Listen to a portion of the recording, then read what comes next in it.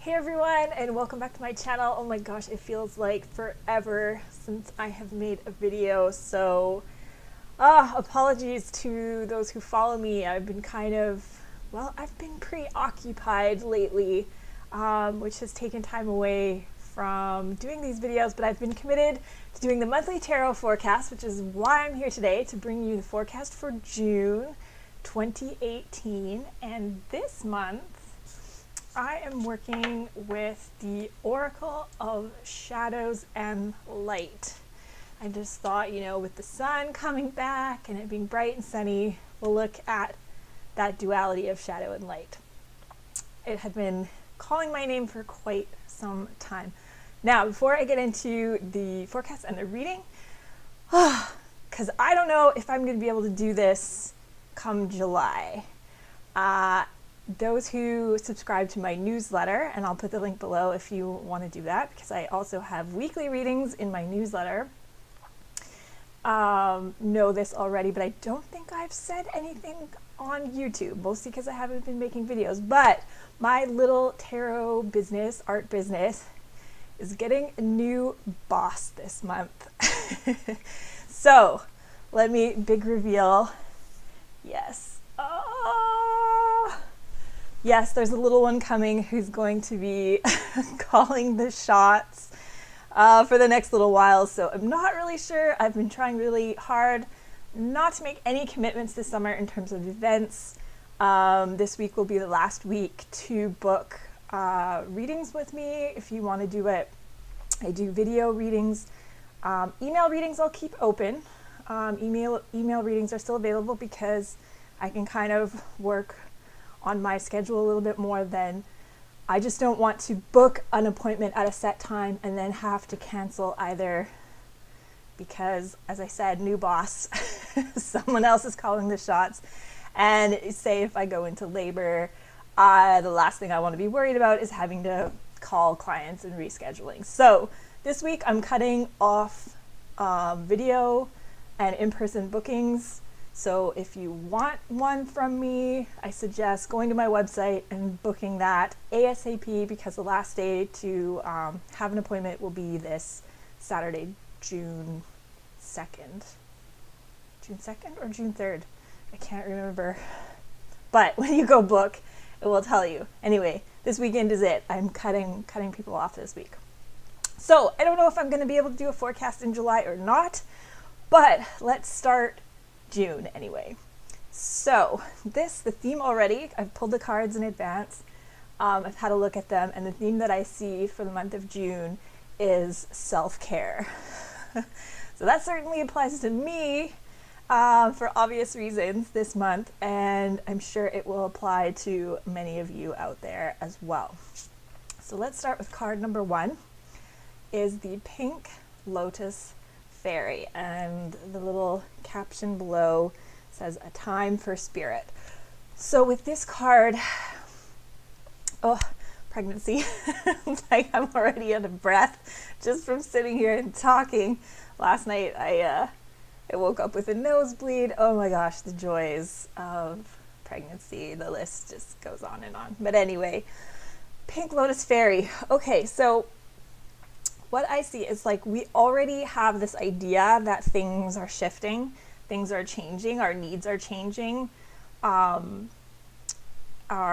interests might be changing. There's just been a shift in our consciousness or our self-awareness, or we're discovering new things about ourselves, and we're still kind of trying to figure it all out. But we have this awareness that that is happening, that there are changes either coming from within or being imposed on us from without, and we're in this position where we have to kind of decide, what we're going to do about that. So that's what we're bringing into the month of June, is just this awareness, this time for spirit, this time for consciousness, this time for self-awareness, this need to take care of ourselves, and decide what is best for us, what we need in terms of happiness, wholeness, and fulfillment. So that's what I see coming in for the month of June. Now, our big challenge this month is we got two little witches. Magical space clearing time. So not only is this space clearing, so for some people, this might be creating a space. So say if you're, I don't know, you need a space for your creativity to, you need a studio space, an office space. You just need some me time space where you can do your work. That might be what's happening. So it might be, just rearranging furniture, shuffling rooms, purging, clearing space, like physically clearing space, clearing room, making storage, that kind of thing. Could be redecorating, just maybe the changes, you're in an environment that suited you once and now it's, bothering you for some reason. So it might just be a little bit of redecorating just so that you have that kind of sanctuary, that space where you feel at home, where you feel welcome, where you feel comfortable, where you enjoy hanging out. Whether, even if it's just for watching TV, for cooking, for reading a book, whatever, those needs that are coming through for you, that you feel that shift and you need to make that comfortable space for yourself. I also see this card as clearing space in your schedule. So for some people, it might be that you need the self-care. You need that time, that personal time for yourself, to take care of yourself, to fulfill your own needs creatively, spiritually, what have you. But it's finding the time, not just the space. It's actually committing and doing something about it instead of just thinking about it or putting it off or making it a someday project. It's about doing it this month, getting things done, making progress, and making commitments that you're going to follow through and do that self-care in whatever capacity, whatever way that is for you. So the struggle is to actually do the prep work, I guess, to clear the schedule, make the commitments, or make that physical space where you can do what you need to do. It could also be, in terms of health, if it's a health issue, taking care of yourself, your physical health. Maybe it's that space clearing of the fridge, purging your house of food that is not good for you. It could be something like that. So that's our challenge. So it's going to be a little bit different for everyone this month, but somehow it has to do with space clearing, whether it's your calendar or in your home or your fridge or your car or whatever it is for you. Okay, so what can we do about this? And the last card number 3, is the grumpy red fairy.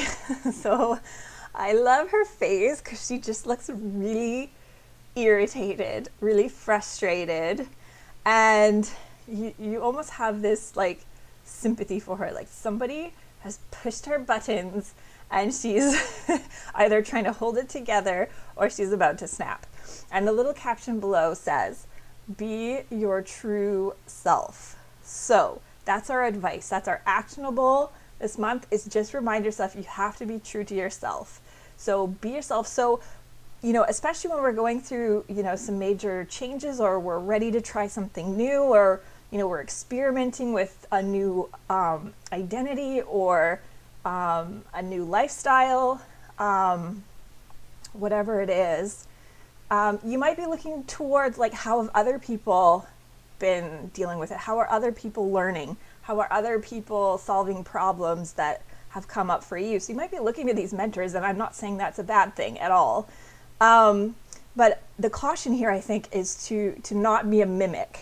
Don't feel like you have to be exactly like them, or that your story is going to play out exactly like theirs did, or that if you don't do it exactly as they instruct it, you're doing it wrong. And that's what this fairy is saying. She's sick of being told how to look, how to behave, what to do. She's like, fuck it.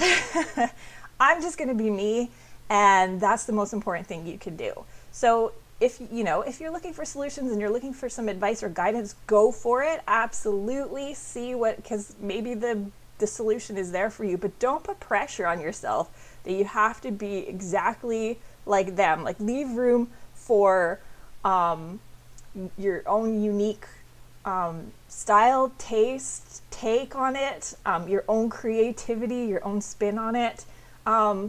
Take what works for you and leave the rest, in other words. So be you.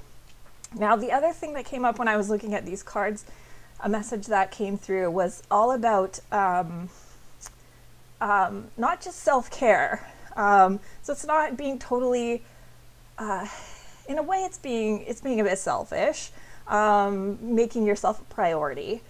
But about instant gratification, there was kind of like a caveat, kind of a warning there about just because you have permission or you're being guided to take that time for self-care, to be yourself, to explore new things, to discover yourself, rediscover yourself, reinvent yourself, whatever that is.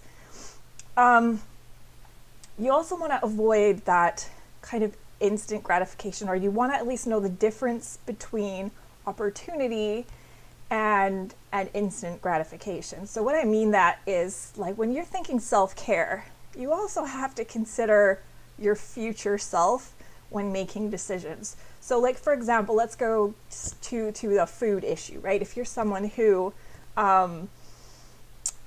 you might say, you know what, that bowl of ice cream or that piece of cake is me, it's for me. I'm doing it. I don't care what others think. I don't care what others say.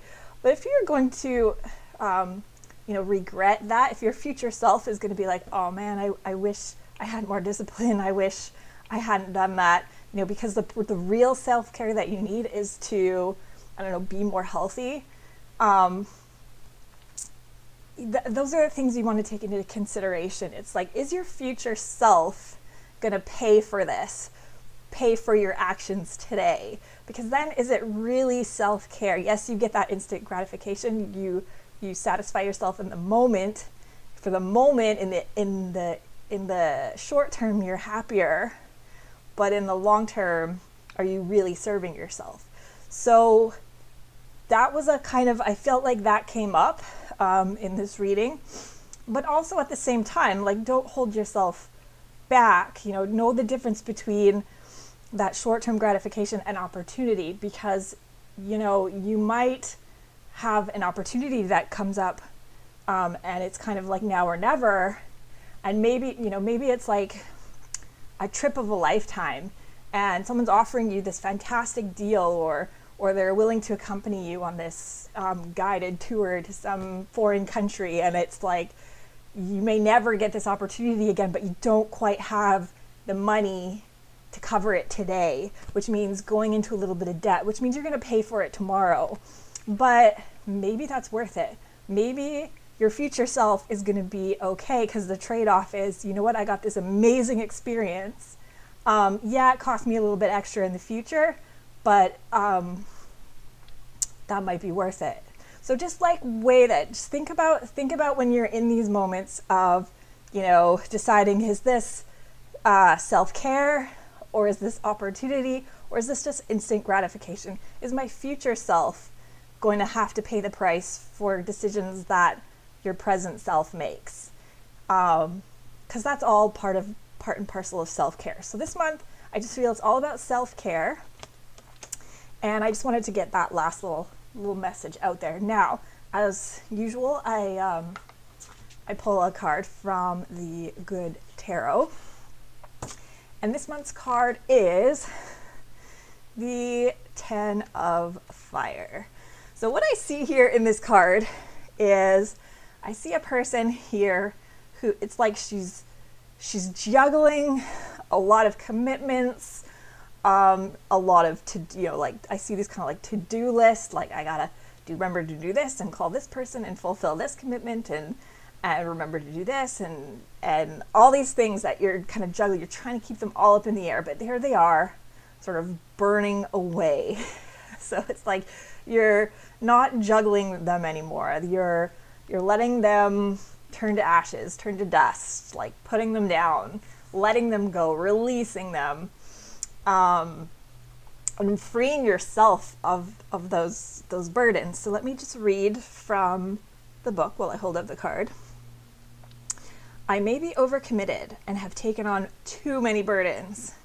In this moment, I do the work of decluttering my life. So there's a reference back to that space clearing. Decluttering your life. All that I release will take new form and serve the greater whole. But I no longer need to hold on to it simply because it once seemed to have value for me. I thank it for what it did for me, but say goodbye to the emotions, relationships, and situations that I realize do not belong in my life anymore. So that's your affirmation for the month of June. All about self-care, all about releasing burdens, about going through some big changes and finding yourself in your new role or your new needs, however that's playing out for you. So that's it, you guys. That's your forecast for the month of June. Thank you so much for watching. Subscribe to my channel if you haven't already, and visit my website. Sign up for my newsletter. I'll be hopefully continue to send out weekly emails as long as I can. You might notice a break sometime this summer. That probably means that babies arrived, and of course I'll have an announcement in those emails when I have the time and energy to put that forth. So I might see it in July, I might not, but I feel like regardless, I should be back with an August forecast for sure. So best of luck, everybody. Take that time for self-care, take care of yourselves, and in the meantime, stay shiny and keep sparkling. Ciao.